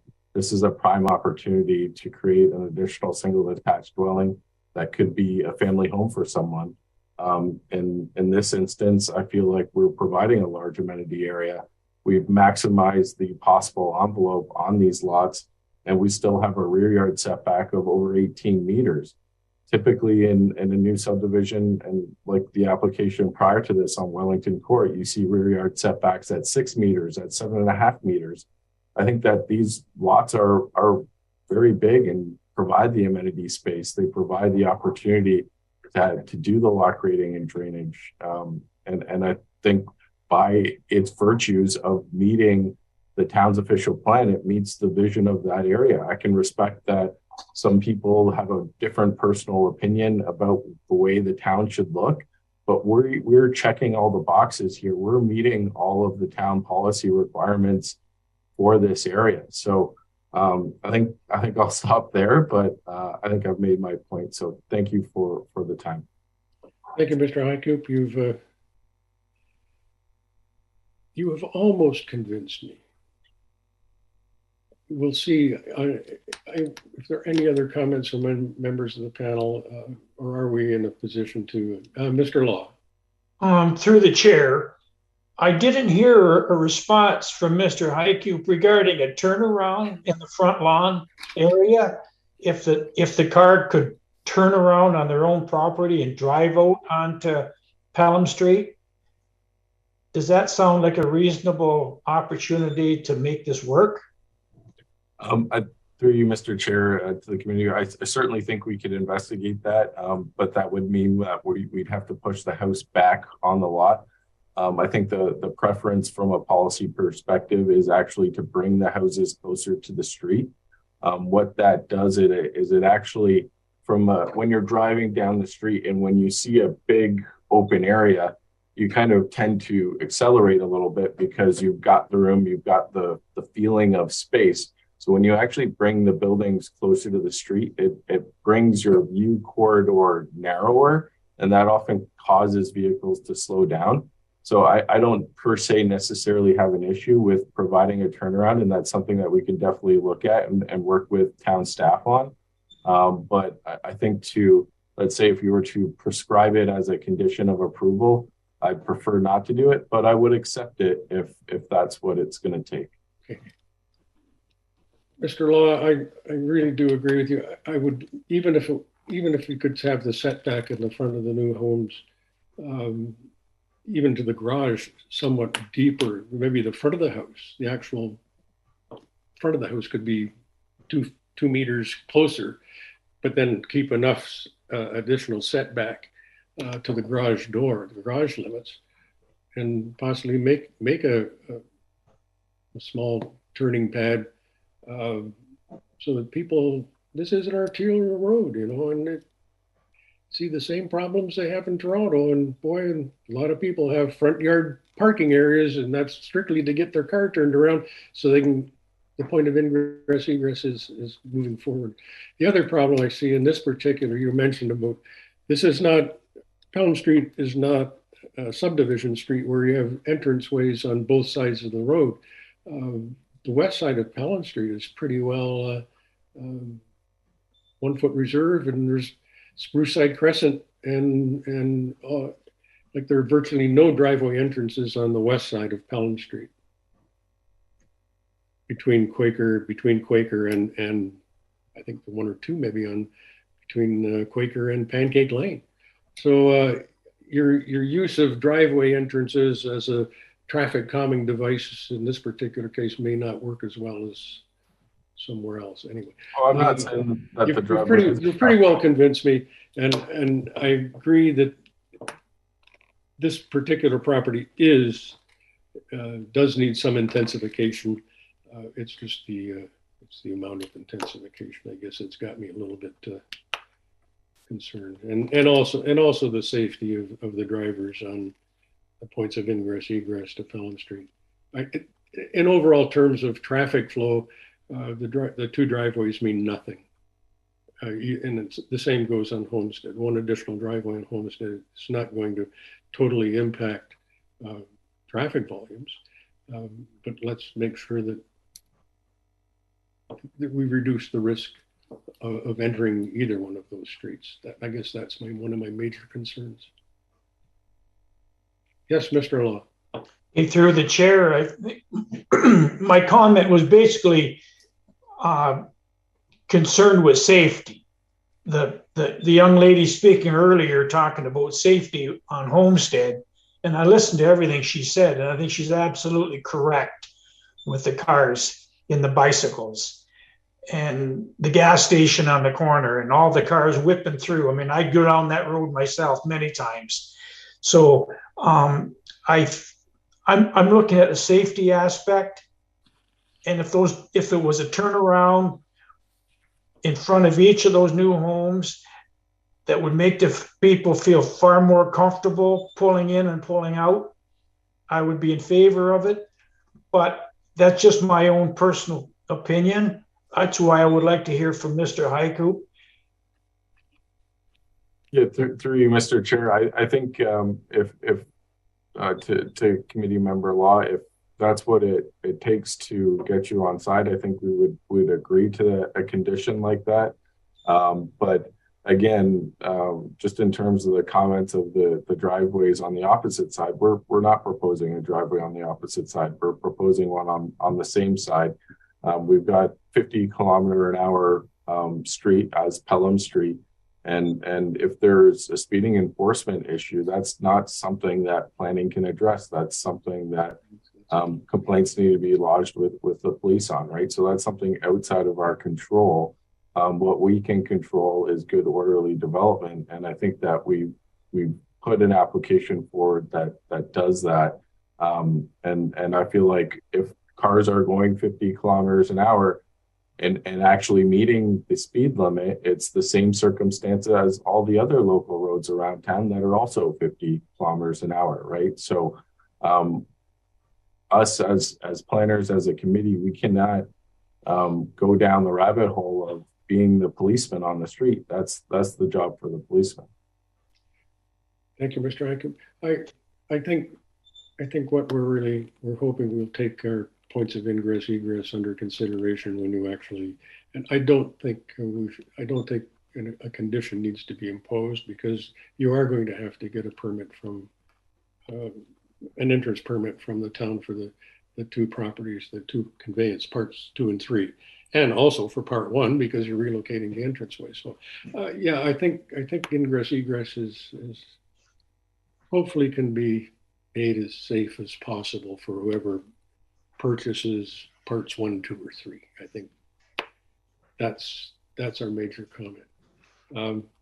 Storm drainage, and who is it? Mr. Lewis. Yeah, seems to have quite a problem with the existing storm drainage problems, and hopefully, I don't know where his property is relative to the properties under consideration, but hopefully the town will be able to help him and solve his dilemma. And I don't know if your lot grading plan will help his situation or not, because I really do not know where his property is.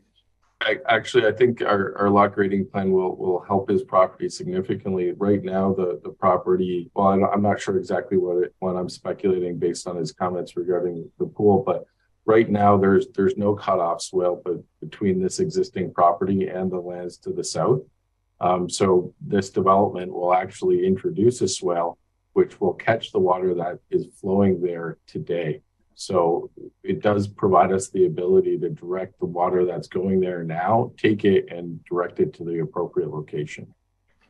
You know, and you and I both, Mr. Highcoop, we realize that been on this committee long enough that I know that people don't really respect swales on their property. They seem to think they can fill them in and plant their gardens and whatever, and don't realize that they could really be hurting their next door neighbor. Okay, are there any other comments from members of the committee, or are we ready to render a decision? And then if we kind of have a mover and a seconder, that they will deal with this particular B11 and 12 conveyances. Mr. Law. I'm caught between a rock and a hard place. I really want to approve it, but there again,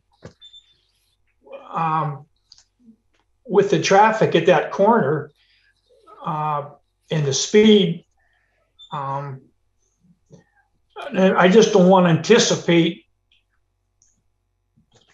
accidents happening so close to the corner. So it makes it a little difficult. I think the property is designed for homes, and they've done a great job, and the town has done an excellent job preparing this, and the building department has approved it. So it's up to us to take a second look at what they're approving, and in sight of the traffic, I have to agree with the town and approve this property for development. Okay, so you're proposing that we grant Yes. the conveyances of B11 and B12 2022 relative to 1053 Pelham Street. Yes. 2 applications for consent, including the partial discharge of mortgage and the convey of parts 3 and parts 2. Okay, so that's what you're proposing. Yes, sir. Okay. Do you want to go carry on with? Through you, Mr. Chair, I would be looking for conditions. No, I would be looking for conditions and reasons if you are proposing a motion to approve. Yes, I'm proposing the motion. May you please list the reasons and the conditions for your motion?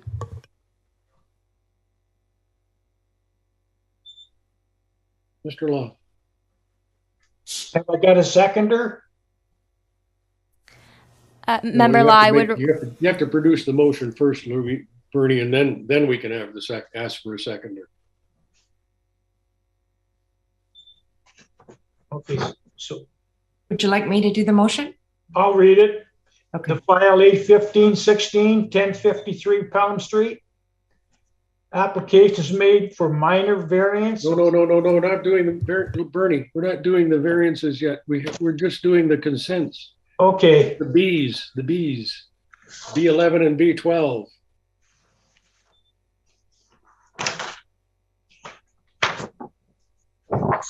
I'm on. We get so much paper, it's hard to keep track of it, I realize.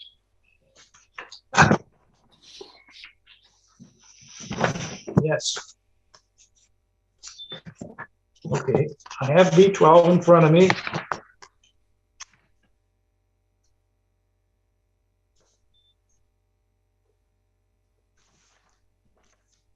We have to approve B12 first. B11 and B12, because we're doing them concurrently. So the applications for consent, which include partial discharge of mortgage and the conveyance of parts 3 and part 2.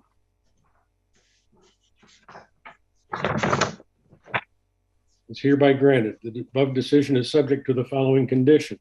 And we've got the Niagara region have asked for conditions in the planning report.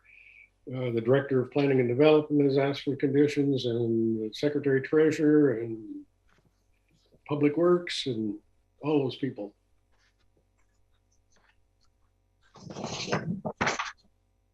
Well, sorry, it just.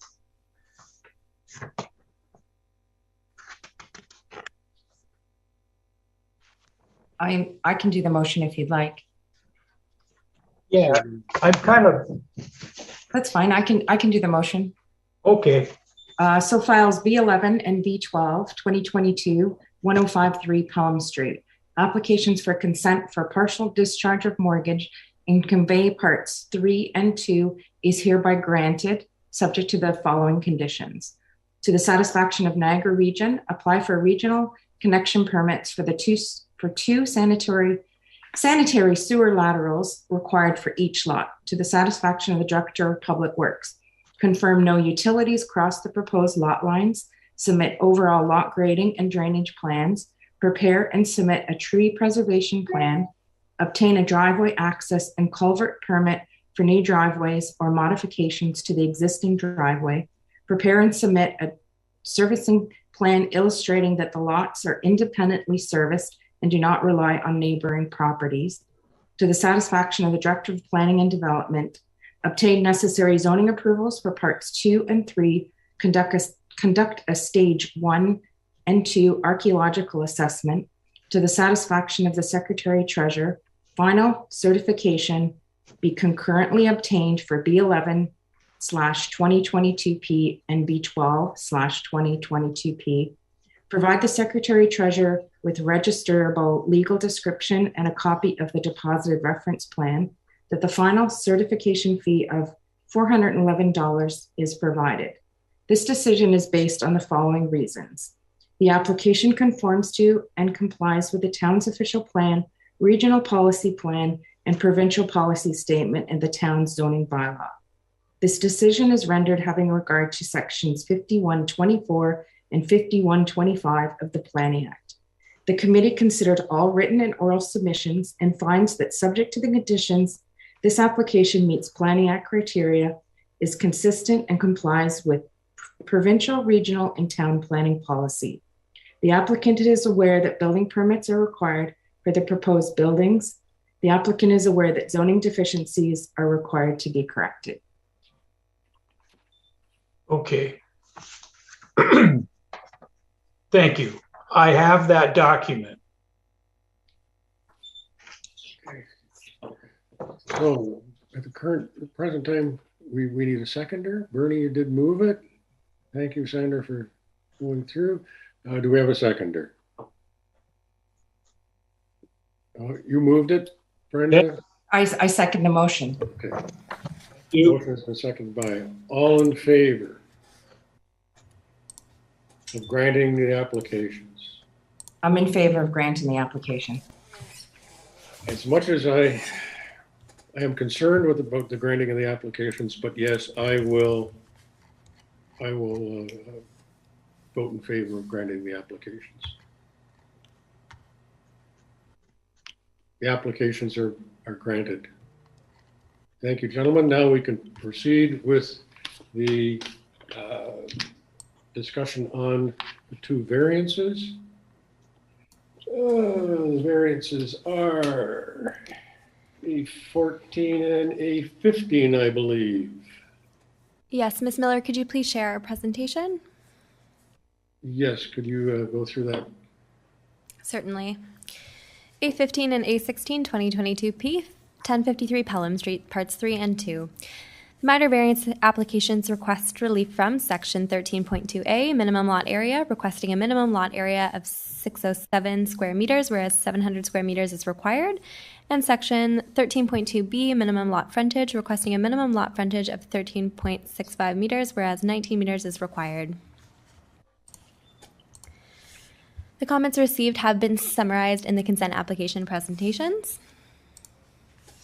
Minor variance tests. 1, is the variance minor in nature? Yes, the proposed reductions are minor given the context of the surrounding area. Adverse impacts are not anticipated. This is because the resulting built form is generally consistent with the existing neighborhood from a land use, orientation, and massing perspective and is considered an appropriately sensitive form of infill redevelopment. Similar lot frontages and lot areas are observed in the vicinity of the parcel. Further, the town recently adopted a new comprehensive zoning bylaw that is currently under appeal. The lands are proposed to remain zoned residential 1. However, the lot area variance would not be required if the bylaw was in full force in effect. The reduction in lot frontage would still require a variance. However, it would not be as large as is currently contemplated. Test 2, is the variance desirable for the development or use of the land? Yes, the variances will allow for single detached residential dwellings in the low density R1 zone. The requested zoning relief promotes appropriate development standards that help facilitate compact form and intensification, as is promoted in the provincial and multiple municipal legislation. Minor variance test 3, does the variance maintain the general intent and purpose of the zoning bylaw? Yes, the intent of the minimum lot frontage provision is to provide adequate frontage to site a building and to provide access. The reduction in lot frontage is not anticipated to have negative impact on the streetscape or ability to site a dwelling. Dwellings along Homestead and Tanner Drive have similar lot frontages to what is being proposed. The reduction in frontage will continue to allow for adequate setbacks for a single detached dwelling. The intent of the minimum lot area provision is to ensure lot areas are consistent with the overall character of the neighborhood and to ensure that a dwelling has sufficient area for building, sitting, and setbacks. Minor variance test 4. Does the variance maintain the general intent and purpose of the official plan? Yes, the variances to reduce the minimum lot area and lot frontage maintain the policy intent of the OP because they will allow for intensification of an existing neighborhood within the delineated built boundary, add to the existing housing supply, support existing infrastructure maintenance, and make more efficient use of a large existing residential lot. The minor reduction in lot area and lot frontage will not negatively impact the character of the neighborhood. Planning staff are of the opinion that the proposal makes efficient use of the land, will not result in the overbuilding of the property, will not alter the view, sightlines, or personal enjoyment of the subject property or any neighboring properties, and should not negatively impact the surrounding neighborhood with regard to land use incompatibility, traffic, privacy, and stormwater runoff. In planning staff's opinion, the application is consistent with the PPS and conforms to provincial, regional, and local plans. Planning staff recommend that application number A15-2022P and A16-2022P be approved, subject to the following conditions. Planning staff note that the conditions requested by departments and agencies were recommended to be included as part of the corresponding consent approval and are not needed to be duplicated for minor variance approval, save and except that the approval of the minor variances are subject to the final certification of consent files B11-2022P and B12-2022P. If you wish to receive a copy of the notice of decision, please contact the Secretary-Treasurer in writing as soon as possible. Holly Wilford, Secretary-Treasurer to Committee of Adjustment, 20 Pelham Town Square, P.O. Box 400, Fonthill, Ontario, hwilford@pelham.ca. This contact information can also be found on the Town of Pelham's website. Thank you, Assistant Secretary-Treasurer Leach. Mr. Highcoop, I have to ask you, have any other further comments you wish to make on regard to these two applications? Thanks, Mr. Chair. I think we've had quite a lengthy discussion already. If you have any other questions, I'm happy to answer them. Members of the committee, do you have any further questions from Mr. Highcoop concerning the variance applications in this particular regard, applications A15 and A16 2022P? Through the chair, I do not. Through the chair, I do not have any further questions. I have no further questions of Mr. Highcoop. Are we therefore ready to render a decision relative to applications A15 and 16 2022P relative to the property at 1053 Pelham Street and the two new pieces of property created by the consents? I have a mover. Mr. Law. Oh, sorry, through you, Mr. Chair. We do have to close the public portion of the hearing on this application. I forgot to close the public portion of the meeting. Yeah, that's okay. Didn't we do that earlier? This is a different set of. Oh, yeah, this is, and I don't believe we have anybody willing to speaking on this, do we? No. We do not, and I did check my emails, and I can confirm that it is 5:55 p.m. and we have received no emails with respect to the subject applications. Okay. Thank you. You're gonna have to give the chairman a little bit of bald moment here. We better close the public portion of the meeting. Could I have a mover and a second to close the public portion of the meeting, and we will go straight into the Mr. Law will move the close of the meeting. I second that motion. Yes, thank you, Mrs. Stan. Excellent, All in favor of closing? Carried. Thank you very much for your indulgence. Thank you, Secretary Leach, Assistant Secretary Leach, for keeping me on track a little bit better than I have been. With that, are we willing to come to a decision on the applications A15 and 16? Can I have a mover and a seconder?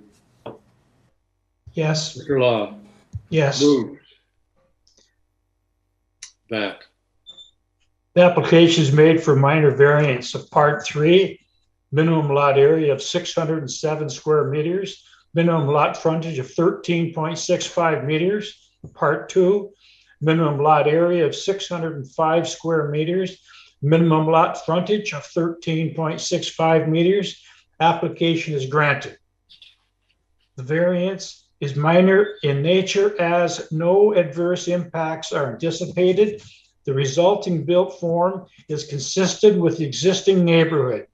The intent of the zoning bylaw is maintained. The intent of the official plan is maintained. The proposal is desirable for the land as facilitate the development of single detached residential dwellings in low residential R1 zone. This application is granted without prejudice to any other application in the town of Pelham. The Committee of Adjustment considers the written and oral comments and agrees with the minor variance report analysis and recommendation that this application meets the Planning Act test for minor variance. Conditions: that the approval of the minor variance A15 2022P and A16 2022P is subject to the final certification of consent files B11 2022P and B12 2022P. Thank you. Can I have a second? And I second that motion. Thank you, Mrs. Stan. All in favor of granting severance application. Oh my goodness, various applications A15 and 16. All in favor? I'm in favor. Good. Thank you very much. Thank you, Mr. Chair and committee members. Have a good evening. Have a good evening, Mr. Iacoop, and also the gentleman, I can't remember his name, that came in. Your client. Thank you. All right, see you. Okay, there is one more matter on the agenda for the committee, and that is the approval of the minutes of the committee of Tuesday, July the 5th. Through Mr. Chair, I can confirm that yourself and Member Member Law were present during that meeting. I will move the adoption of the minutes as prepared and included in today's agenda for the meeting of Tuesday, July the 5th. Mr. Law, seconded by Mr. Law. Excellent, thank you. Mr. Law and Mr. Cook, we agree to the minutes as prepared. Thank you very much. Thank you. Our last major item of the evening is adjournment. Can I have a motion to adjourn? Mr. Law moves, seconded by? I second that motion. Thank you, Mrs. Stan. All in favor? Carried. Excellent. Thank you. It is 5:59 p.m. and I can confirm that the meeting has adjourned. Thank you, everyone.